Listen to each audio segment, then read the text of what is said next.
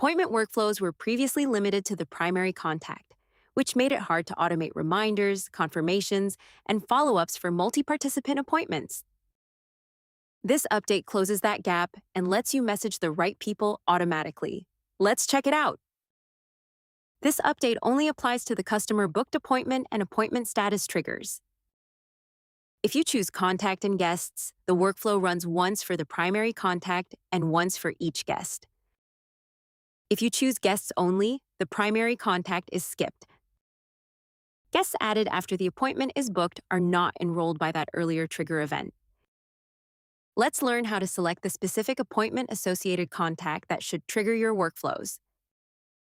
To start, add a customer booked appointment or appointment status trigger to your workflow.